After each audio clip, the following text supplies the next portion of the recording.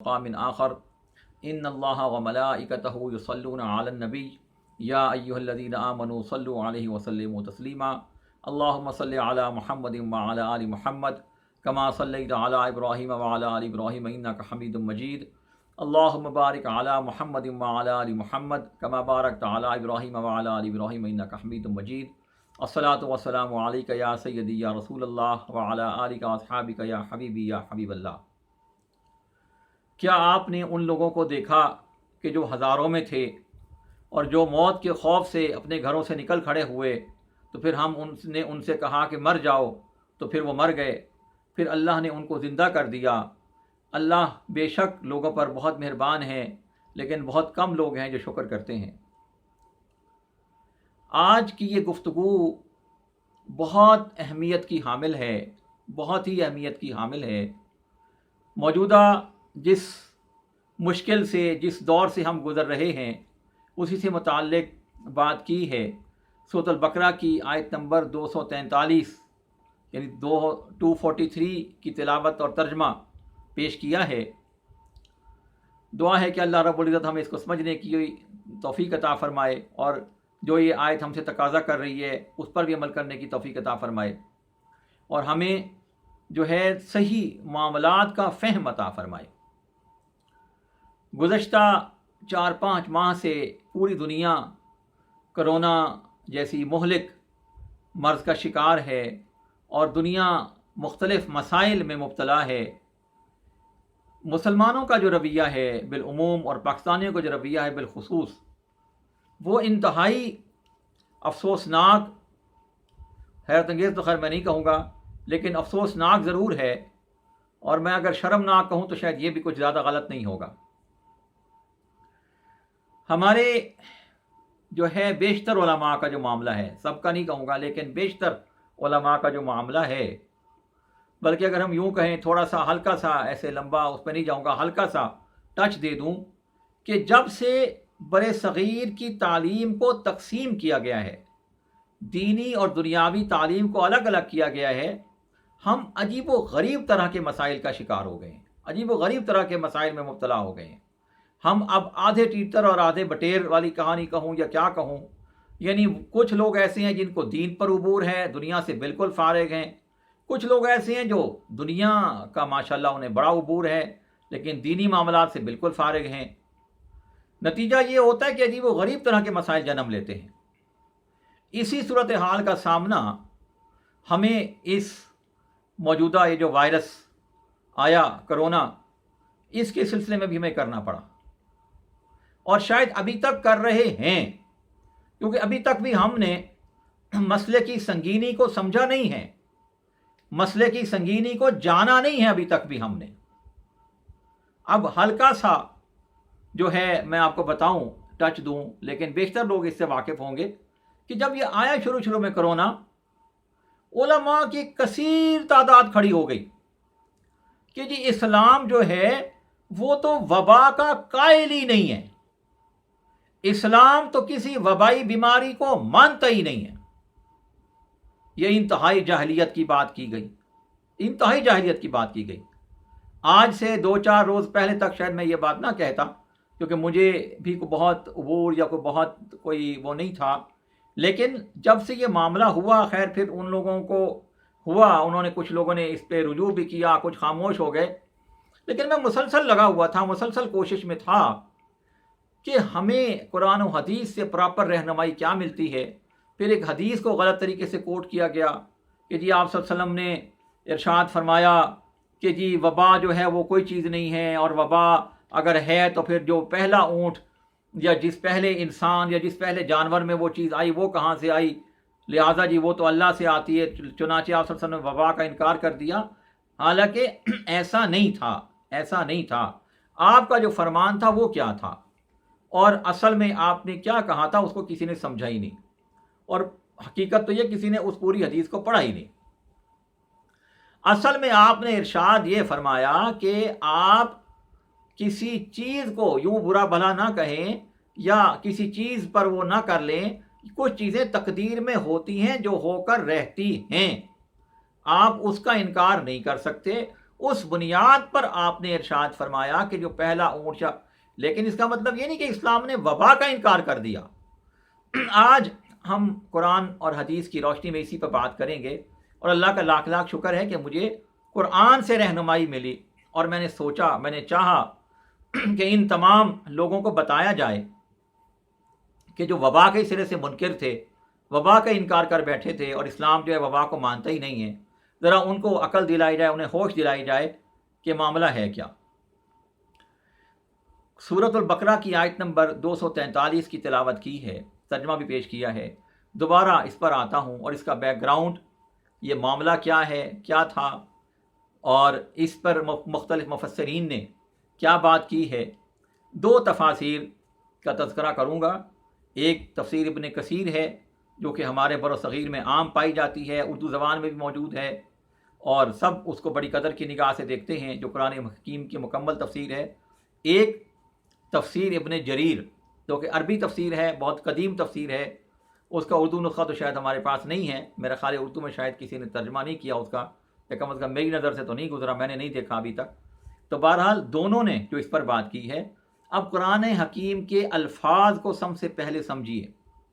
ارشاد ہوتا ہے آپ صلی اللہ علیہ وسلم سے کہ کیا آپ نے ان لوگوں کو دیکھا، الم تر الی الذین، کیا آپ نے ان لوگوں کو دیکھا، خرجو خارج کی جمع ہے، خرجو نکل کھڑے ہوئے، من دیارہم اپنے گھروں سے، نکل کھڑے ہوئے اپنے گھروں سے، وہم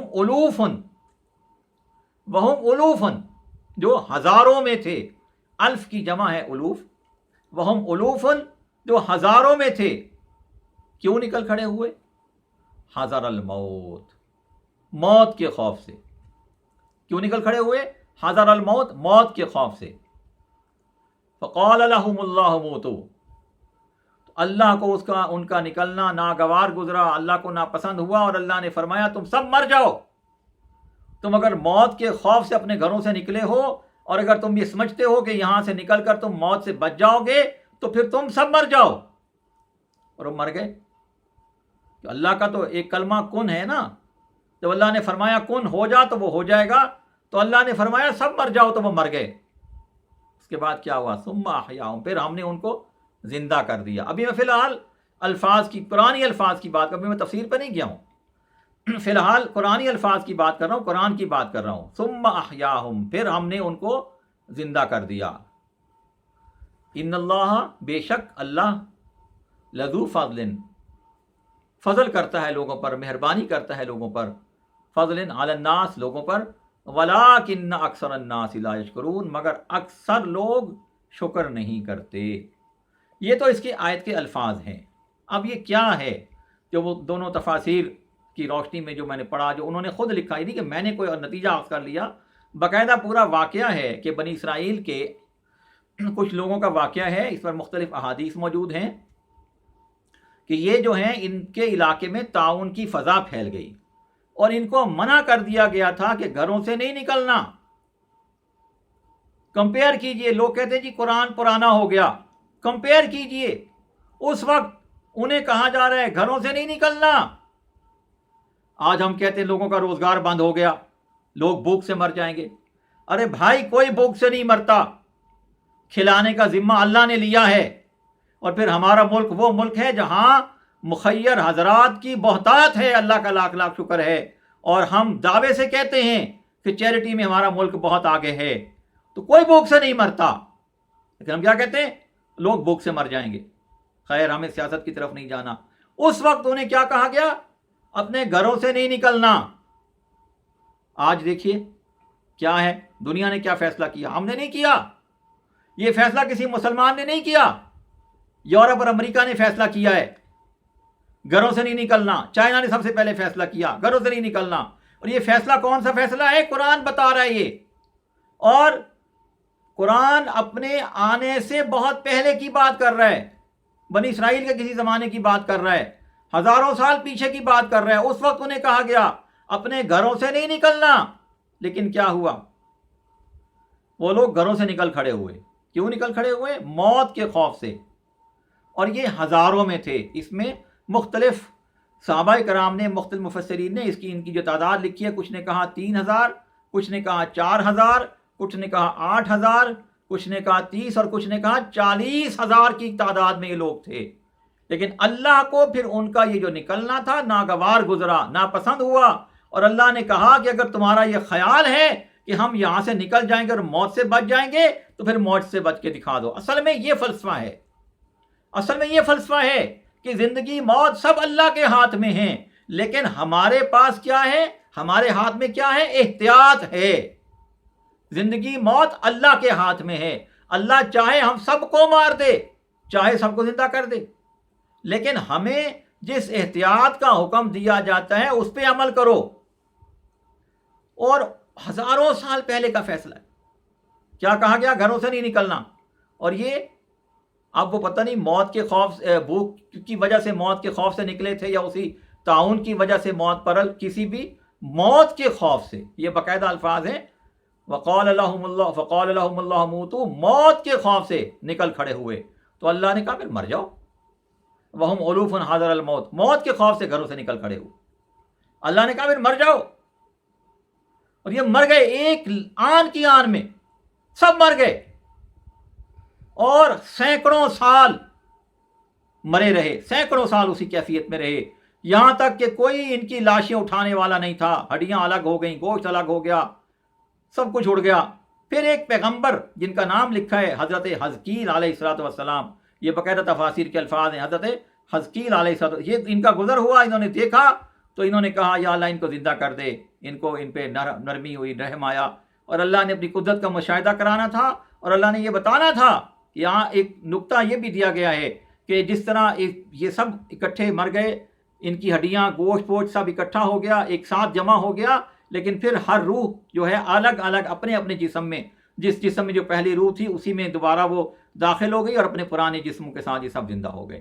تو یہ یوں قیامت کے دن اٹھنے کا بھی یہاں اس پہ ثبوت دیا گیا ہے. لیکن ہمیں جو اس سے رہنمائی لینی ہے وہ کیا ہے کہ کیا ہے قرآن کا فیصلہ، کیا ہے اللہ کا فیصلہ، ہزاروں سال پہلے کا فیصلہ، کیا ہے اللہ کا معاملہ وبا کے بارے میں، کیا ہے قرآن کی سوچ وبا کے بارے میں، کیا ہے قرآن کا پیغام وبا کے بارے میں.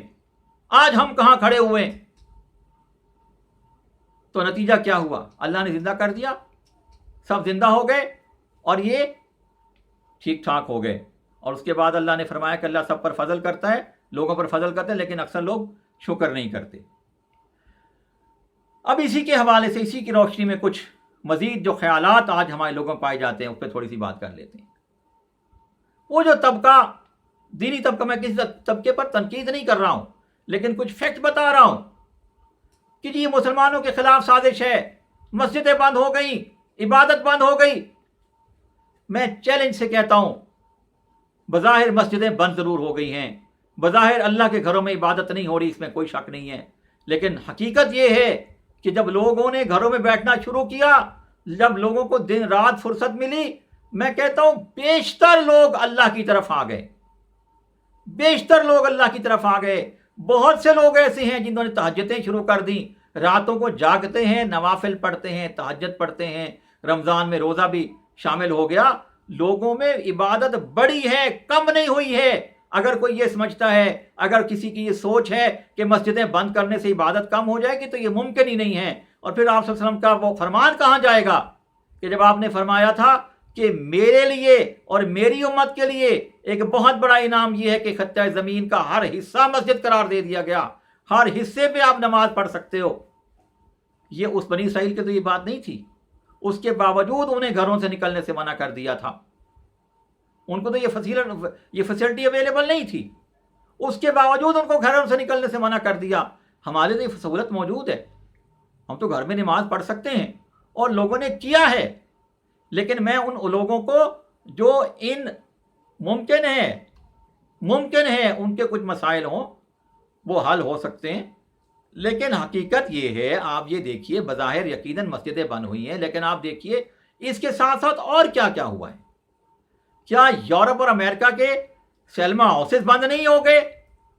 کیا بار اور یہ کلب بند نہیں ہو گئے؟